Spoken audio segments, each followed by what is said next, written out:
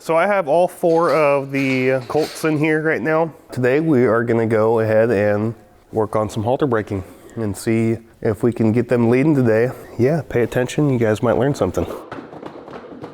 So right now I have Tristen in the chute here, so I'm gonna be working a lot on just getting him comfortable with me.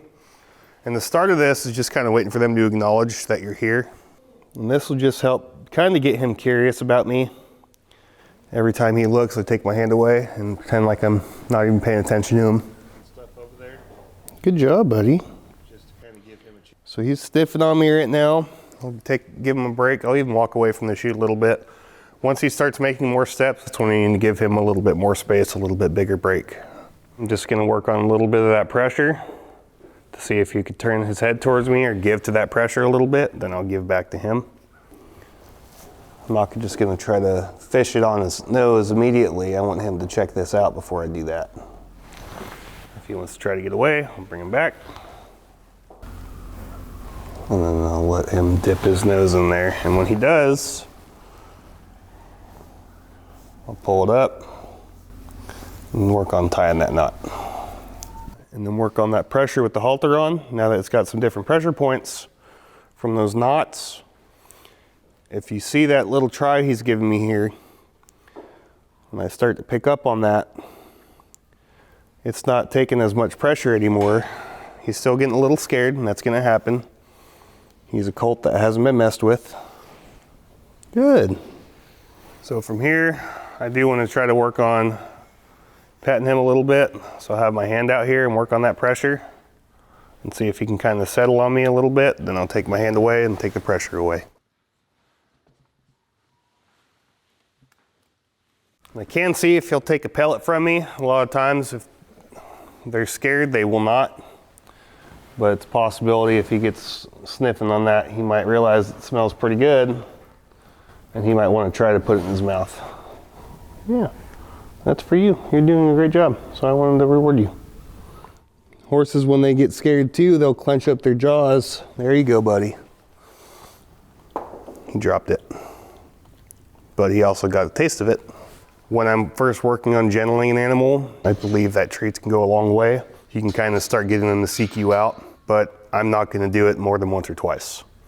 Because if you do it more than once or twice, that's when you start getting a mouthy colt, and they're going to constantly be looking for those treats, and eventually they're going to try to bite you. What are you doing over there? Same thing.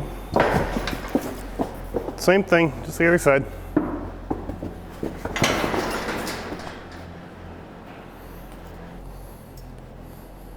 That's a kid.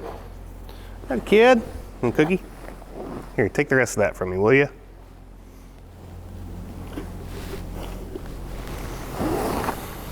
There you go, buddy. So I am going to work a little bit on leading here in the chute. So I'm going to hold a little bit of pressure here and wait for him to move his feet. And as soon as he does, I'm going to give back to him. There is a good chance that he is going to kind of blow up a little bit. And this does happen when you are working on halter braking young horses a lot of the time. And I'm just gonna open this up and I'm gonna back up and I'm gonna give him a chance to come out. I'm gonna make sure this doesn't go on the ground. They don't know what this pressure is really.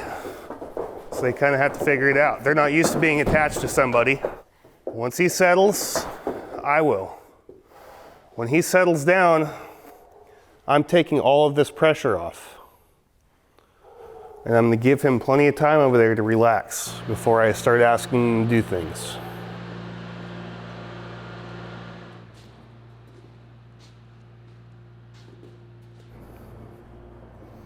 That's pretty good right there. I'm pretty happy with that. So I'm just gonna take a few more steps and I'm gonna quit.